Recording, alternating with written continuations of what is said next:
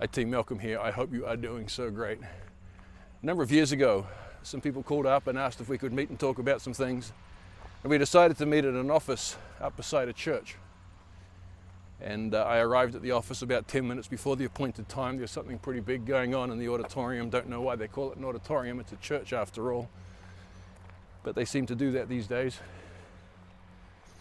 And whatever was going on in there came to a break, and somebody came running into where I was and says, hey look, the big speaker, some big hotshot who runs the biggest church in somewhere, he wants to go to the men's room but doesn't want to go to the one everyone else is going to. I said, well, there's one side of stage.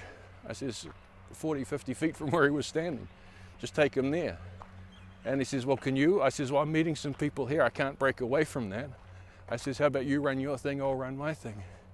Next minute, this guy was standing in front of me and making small talk. I says, what are you running through there? As I walked him down to pretty much where he just came from. And he says, I'm running a leadership thing, actually. He says, you should sit in on it. I says, well, no, I have an appointment here with some people, and I'm better off to keep that, I think. And he says, no, forget about them. You can see them anytime. You need to sit in on my leadership thing. I said, I beg your pardon? I said, I've got an appointment. These people are driving 50 kilometers to see me. I'm not just going to ditch them. I don't even know who you are. I'm going to keep my promise to them because that shows better leadership. And he said it a third time. He says, no, forget about them. You need to sit in on my thing. And I says, well, I think I've learned about all I need to from you about leadership. You love leadership on the condition that you're the leader. I said, the toilets are up the steps to the left, and turned around and went back to my office. How often do we get manipulated and caught up in trying to make someone else look good, and somehow we're convinced that it's spiritually right to do so?